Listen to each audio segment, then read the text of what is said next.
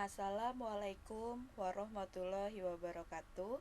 Kembali lagi bersama Ibu Asri di mata pelajaran Lintas Minat Ekonomi. Untuk kali ini kita sudah pertemuan yang kedua. Nah, di pertemuan kita yang kedua ini kita akan membahas materi pokok yang pertama, yaitu konsep dasar ilmu ekonomi. Jadi, di sini Ibu akan membagi menjadi dua part. Yang part pertama yang konsep dasar ilmu ekonomi dan yang part kedua yaitu kebutuhan manusia. Jadi, nanti videonya ditonton dua-duanya ya, Nak. Untuk kali ini kita akan membahas tentang konsep dasar ilmu ekonomi. Apa aja yang akan kita bahas? Silakan ditonton videonya. Apa itu ekonomi? Nah, sebelumnya Ibu sudah memberikan tugas di pertemuan pertama. Apa yang kalian pikirkan jika mendengar kata ekonomi? Nah, banyak sekali jawaban dari kalian yang benar jawabannya. Jadi, yang pertama ada yang bilang kalau ekonomi itu uang, Ibu. Ada yang bilang juga ekonomi itu tentang produksi, konsumsi, dan distribusi. Itu juga benar. Terus ada lagi yang bilang ekonomi itu tentang pasar, Ibu. Itu juga benar. Jadi, kita di sini akan lebih membahas lagi lebih dalam, akan lebih bahas lagi lebih lanjut apa itu ekonomi.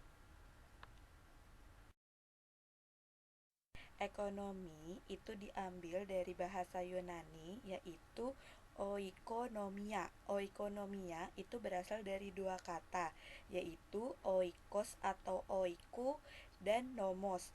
Nah, oikos atau oiku itu artinya rumah tangga dan nomos itu artinya manajemen. Jadi, oikonomia itu adalah manajemen rumah tangga.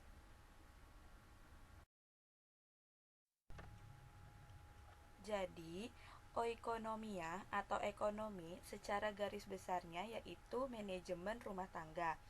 Dan kalau pengertian secara luasnya, oikonomia atau ekonomi yaitu semua yang menyangkut dan berhubungan dengan kehidupan rumah tangga. Rumah tangga yang dimaksud itu tidak hanya merujuk pada satu keluarga, yang ayah, ibu, atau anak, tetapi rumah tangga yang lebih luas yaitu rumah tangga bangsa, negara, dan dunia.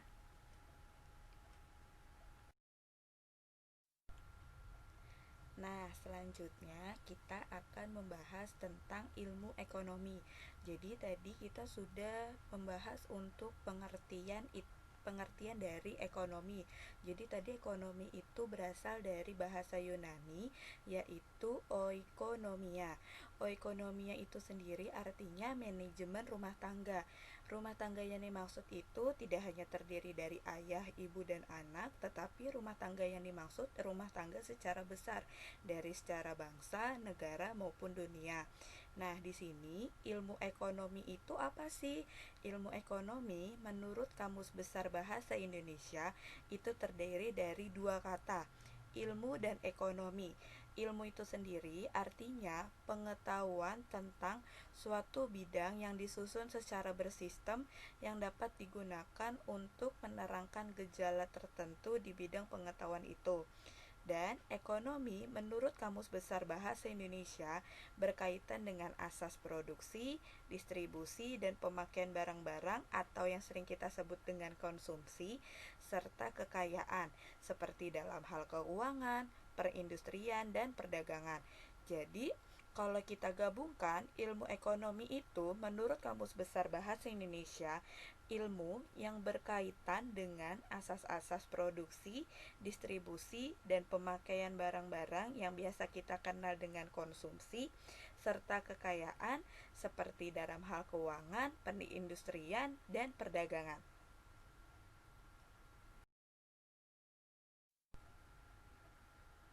Jadi, para ahli banyak membuat rumusan-rumusan tentang pengertian dari ilmu ekonomi itu sendiri. Nah, di sini Ibu ada beberapa para ahli. Yang pertama yaitu dari rumusan Aristoteles, yaitu ilmu ekonomi merupakan sebagai suatu cabang dapat digunakan dengan dua jalan, yaitu kemungkinan untuk dipakai dan kemungkinan untuk ditukar dengan barang atau barter. Lalu yang kedua ada menurut Suherman Roshidi. Jadi ilmu ekonomi itu merupakan cabang ilmu pengetahuan yang berdaya upaya untuk memberikan pengetahuan dan pengertian tentang gejala-gejala masyarakat yang timbul karena perbuatan manusia dalam usahanya untuk memenuhi kebutuhan atau untuk mencapai kemakmuran. Dan yang ketiga ada dari Lionel Robbins. Lionel Robbins mengemukakan bahwa ilmu yang mempelajari perilaku manusia sebagai kaitan antara tujuan dan sarana yang langka yang mempunyai banyak alternatif kegunaan.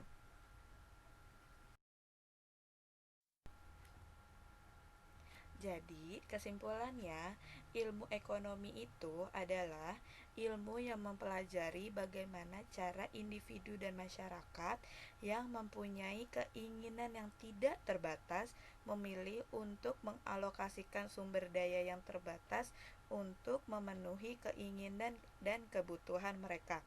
Jadi, kayak gini nak, secara singkatnya adalah ilmu ekonomi itu adalah individu, bagaimana cara si individu atau sebuah masyarakat untuk memenuhi kebutuhan dari individu itu sendiri atau memenuhi kebutuhan dari masyarakatnya. Jadi bagaimana caranya kita untuk memenuhi kebutuhan kita sehari-hari. Nah, itu yang namanya ilmu ekonomi. Bagaimana ilmu yang mempelajari tentang bagaimana cara kita untuk memenuhi kebutuhan kita sehari-hari, dari kebutuhan kita yang tidak terbatas, dari keinginan kita yang tidak terbatas dengan sumber dayanya yang terbatas. Nah, itu bagaimana caranya kita biar dapat terpenuhi untuk kebutuhan kita itu. Nah, itu ilmu ekonomi mempelajari itu bagaimana caranya. Nah, disitulah ilmu ekonomi digunakan.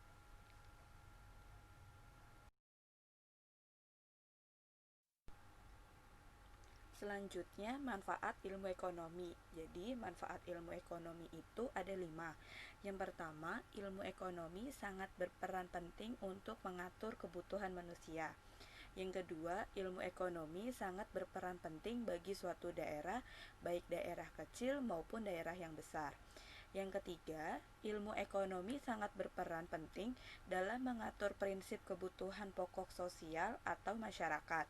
Yang keempat, ilmu ekonomi dapat melatih seseorang agar berjiwa sosial dan bersifat teliti atau cermat serta ekonomis. Dan yang kelima, ilmu ekonomi dapat melatih seseorang mampu mengatur atau mengelola nilai nominal dengan baik dan bijak.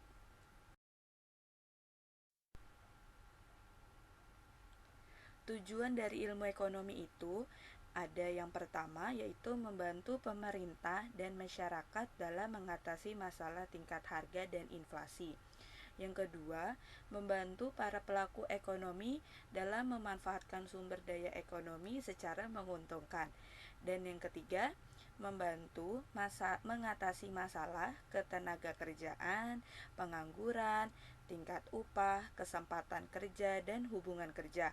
Dan yang terakhir, distribusi pendapatan secara adil diupayakan pemerintah dan masyarakat dalam rangka mencapai tingkat kesejahteraan hidup. Nah, sekarang kita masuk ke pembagian ilmu ekonomi. Jadi, pembagian ilmu ekonomi itu dibagi menjadi 3 kelompok dasar. Yang pertama ada ekonomi deskriptif, yang kedua ada teori ekonomi, dan yang ketiga ada ekonomi terapan. Jadi, di sini Ibu akan menjelaskan dulu pengertiannya dari pengertian ekonomi deskriptif, teori ekonomi, dan ekonomi terapan. Jadi, ekonomi deskriptif itu adalah ilmu ekonomi yang menggambarkan keadaan perekonomian yang sebenarnya terjadi di masyarakat. Jadi, dapat dikatakan ekonomi deskriptif itu ilmu yang mempelajari tentang data-data yang menjelaskan berbagai fakta dan fenomena kegiatan ekonomi yang berlaku di masyarakat. Contohnya, waktu tahun 1998 terjadinya nilai mata uang rupiah dan kondisi pasar uang itu mengalami inflasi secara besar-besaran pada saat reformasi.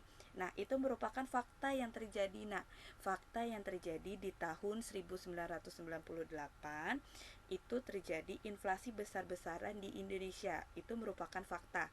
Nah, itu dikatakan ilmu ekonomi deskriptif. Nah, yang kedua, teori ekonomi. Teori ekonomi itu kumpulan asas atau hukum ekonomi yang digunakan sebagai dasar untuk melaksanakan kebijakan ekonomi.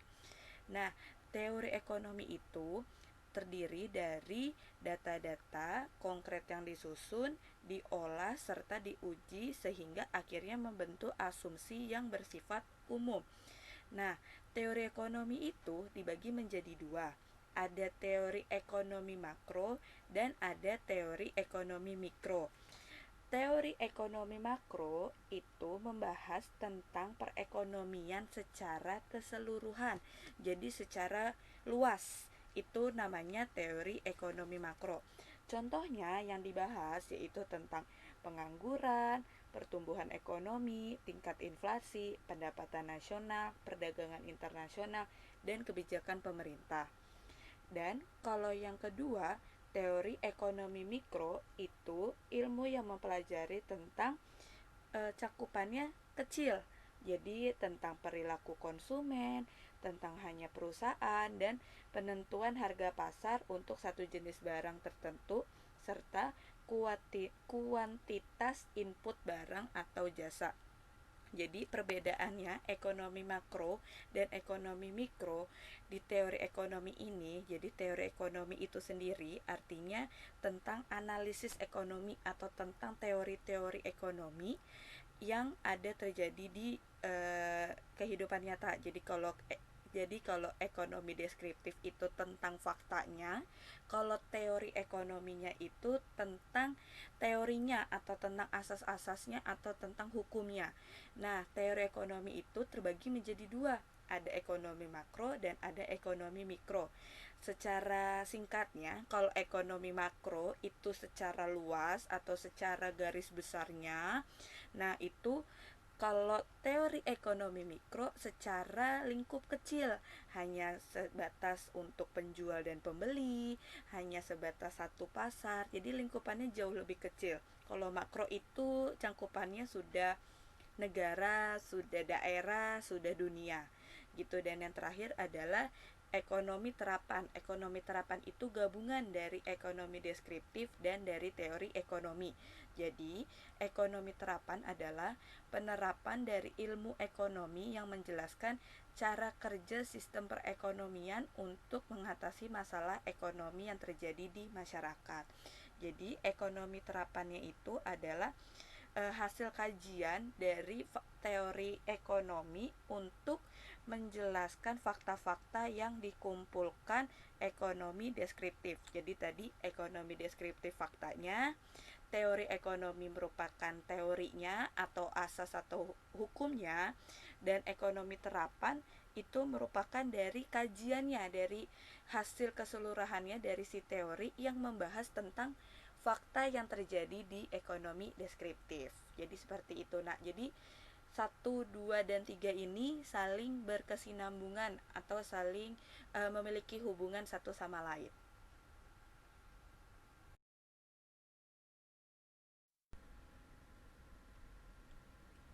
Selanjutnya kita akan membahas tentang prinsip, tindakan, motif, serta motif ekonomi yang mendorong untuk melakukan tindakan ekonomi.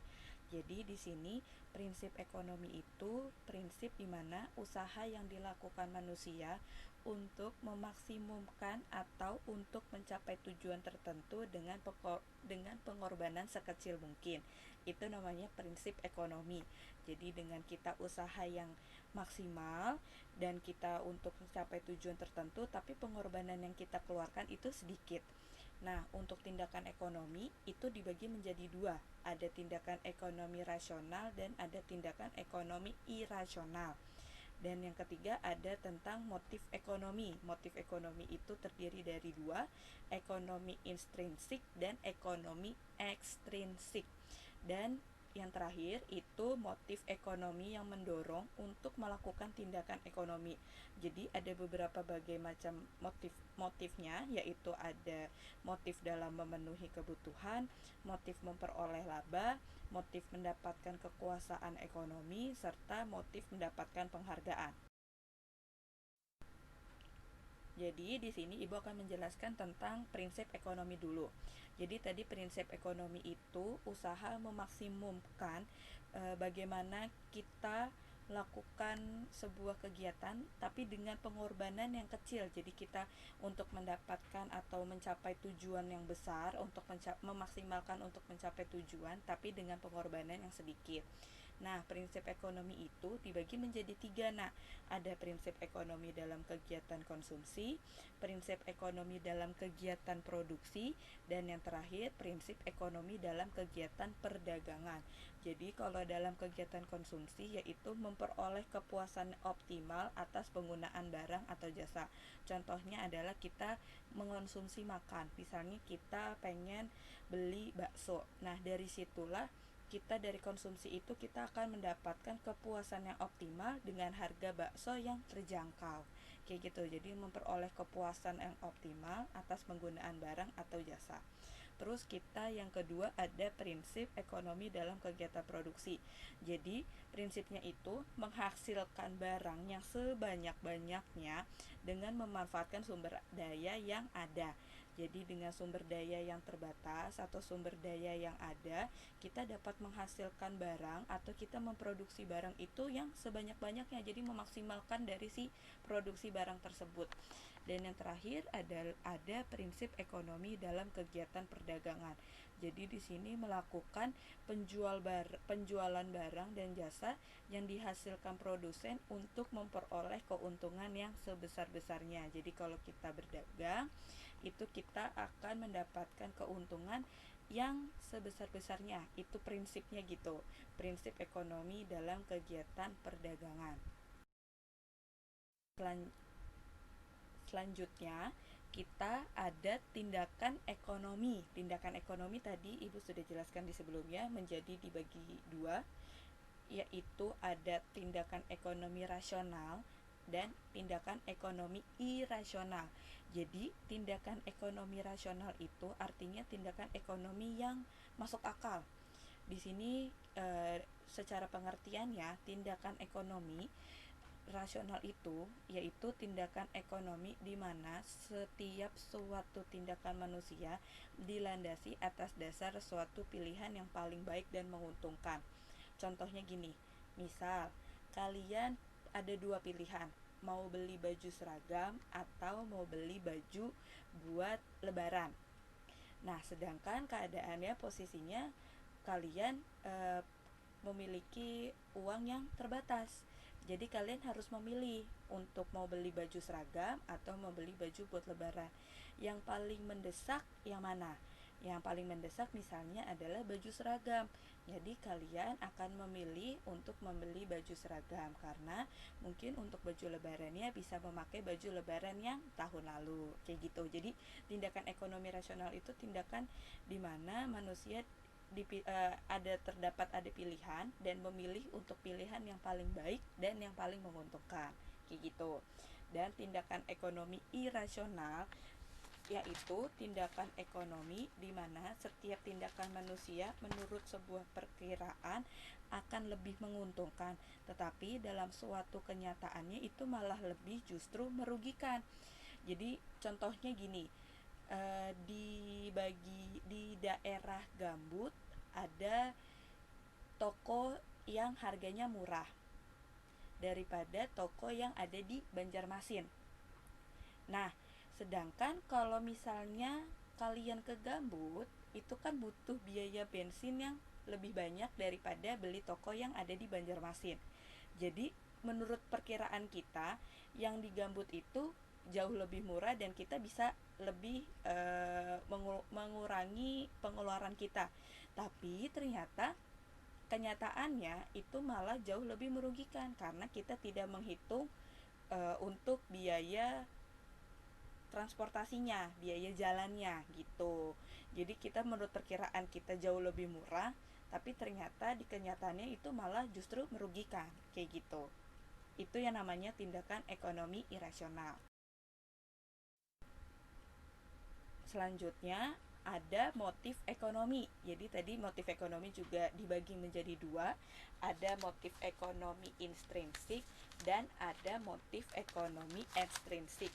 Jadi ibu akan jelasin untuk motif ekonomi intrinsik dulu. Jadi motivasi ekonomi intrinsik itu motivasi yang mendorong manusia untuk memperoleh barang dan jasa yang berasal dari dalam diri individu. Jadi misalnya motif ekonomi intrinsik itu kalian lapar dan kalian harus beli makanan di luar. Nah, itu lapar itu adalah motif ekonomi intrinsik. Jadi motif yang timbul dari dalam diri manusia. Jadi kalian akan beli makan di luar karena kalian lapar. Nah, kalau motif ekonomi ekstrinsik itu motivasi yang mendorong manusia untuk memperoleh barang dan jasa yang berasal dari luar diri individu. Jadi contohnya misalnya kalian mau beli barang, tapi kalian karena beli barangnya itu karena teman kalian sudah memakai barang itu dan bagus. Nah, itu adalah motif ekonomi ekstrinsik. Jadi misalnya kamu melihat punya teman kamu yang si A pakai sepatunya bagus. Ih, pengen beli juga. Nah, itu yang udah namanya udah dapat dikatakan dengan motif ekonomi ekstrinsik. Jadi ada dari unsur luar dari si diri individu. Tapi kalau dari yang intrinsik itu dari dalam diri individu itu sendiri. Nah, selanjutnya yang terakhir yaitu motif ekonomi yang mendorong untuk melakukan tindakan ekonomi. Jadi ada 4, yaitu motif dalam memenuhi kebutuhan, motif memperoleh laba, motif mendapatkan kekuasaan ekonomi, dan yang terakhir motif mendapatkan penghargaan. Yaitu ada kelangkaan dan cara mengatasi kelangkaan. Jadi sebelum di kelangkaan dan cara mengatasi kelangkaan ini sebenarnya ada materi tentang kebutuhan manusia dan alat pemuas kebutuhan. Jadi itu ibu jadikan di part kedua karena agak sedikit panjang, jadi tidak bisa dijadikan satu video. Jadi nanti kalian nonton part keduanya itu tentang pengertian kebutuhan manusia serta apa aja kebutuhan manusia, apa perbedaan kebutuhan dan keinginan, serta alat pemuas kebutuhan. Jadi nanti ditonton di video yang part kedua. Nah, di sini ibu langsung menjelaskan tentang kelangkaan dan cara mengatasi kelangkaan. Apa itu kelangkaan? Ada yang sudah tahu sebelumnya? Nah, kita langsung bahas aja ya, Nak. Jadi, kelangkaan itu menggambarkan sebuah kesenjangan antara jumlah kebutuhan dan alat pemuas kebutuhan. Apa sih yang sering terjadi kelangkaan di Indonesia? Biasanya terjadi kelangkaan tentang bensin ya, tentang harga bensin yang semakin lama semakin naik, terus kadang bensin itu juga tidak tersedia di pom bensin gitu, tidak tersedia di masyarakat. Nah, itu sudah jadi salah satu sebuah kelangkaan. Kenapa?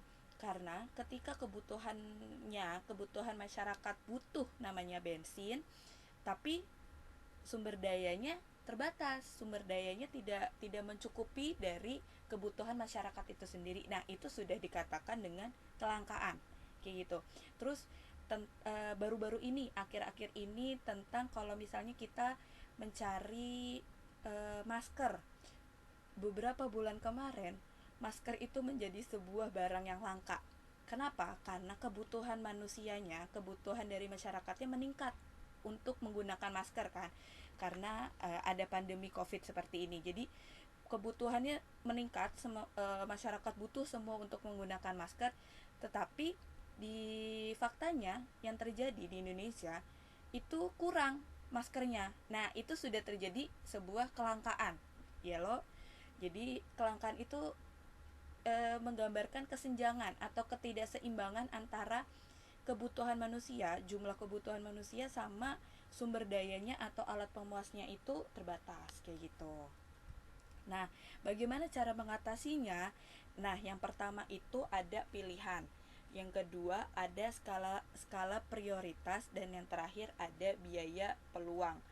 Jadi kalau misalnya pilihan itu kita harus memilih mana, kita harus bisa meninjau atau kita harus bisa memilih mana yang dapat dikatakan kebutuhan, mana yang dapat dikatakan keinginan. Seperti itu, kita bisa harus membedakan mana yang kebutuhan, mana yang keinginan. Kebutuhan dan keinginan itu merupakan dua hal yang berbeda ya nak. Kalau kebutuhan seperti makan, itu kita butuh. Pakaian, itu kita butuh. Tempat tinggal, itu kita butuh.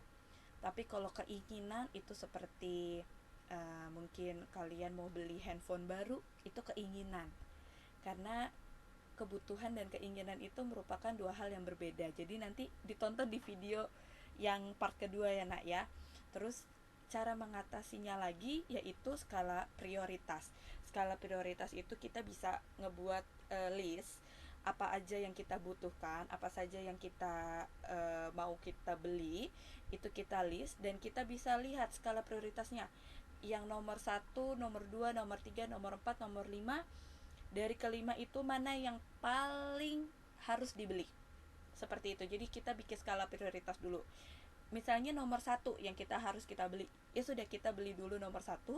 Kalau uangnya terbatas berarti untuk nomor 2, 3, 4 dan 5 itu menyusul nanti. Jadi kita harus bikin skala prioritas dulu. Lalu yang terakhir ada biaya peluang.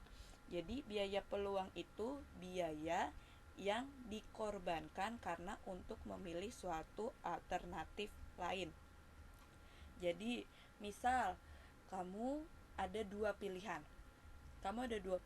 Yang pertama harus naik motor sendiri. Yang pertama dengan biaya 10.000 satu minggu. Misal ya, ini misal. Dengan yang kedua diantar, tidak mengeluarkan biaya karena diantar dengan orang tua. Jadi ada dua pilihan. Yang pertama biayanya diantar ke sekolah 10.000 satu minggu dengan biaya yang tidak ada karena kalian diantar dengan orang tua. Jadi yang pertama kalian naik motor sendiri, yang kedua diantar dengan orang tua. Nah, kalian memilih untuk naik motor sendiri. Naik motor sendiri yang 10.000 satu minggu, tapi kalian tidak waktunya fleksibel gitu, bisa berangkatnya dan pulangnya terserah kalian gitu. Jadi itu yang kalian pilih. Jadi biaya yang dikorbankan adalah 0. Karena yang tidak kamu pilih itu yang diantar orang tua biayanya tidak ada atau sama dengan 0. Contoh lain, biaya peluang itu. Contoh lain ada dua pilihan. Kamu mau makan bakso atau mau makan mie ayam. Ada dua pilihan. Harga baksonya 15.000, harga mie ayamnya 10.000. Ada dua pilihan ya, bakso dan mie ayam. Lalu kalian memilih untuk makan mie ayam yang harganya 10.000. Nah, biaya yang dikorban atau biaya peluang itu yang 15.000. Kenapa? Karena kalian tidak memilih si bakso. Nah, harga bakso tadi kan 15.000, yang kalian pilih 10.000. Jadi biaya yang dikorbankan adalah yang 15.000. Itu yang dikatakan dengan biaya peluang, biaya yang tidak dipilih. Itunya biaya yang tidak dipilih, itu namanya biaya peluang. Jadi si 15.000 itu untuk bakso. Sedangkan kan kalian lebih memilih untuk membeli mie ayam yang harganya 10.000. Jadi biaya peluangnya 15.000 dan biaya yang dikeluarkan yaitu 10.000. Jadi beda ya antara biaya peluang dengan biaya yang dikeluarkan.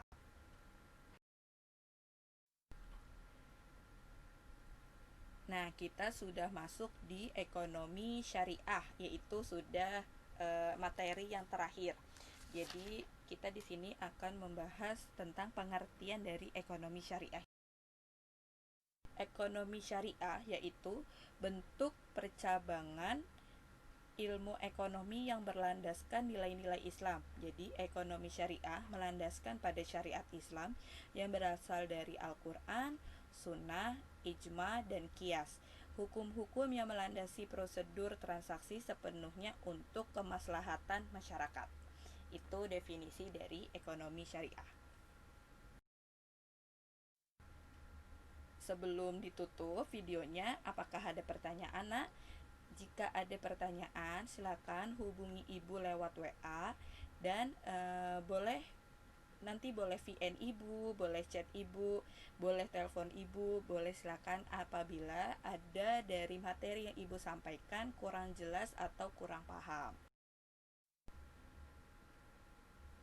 Sekian dan terima kasih. Wassalamualaikum warahmatullahi wabarakatuh.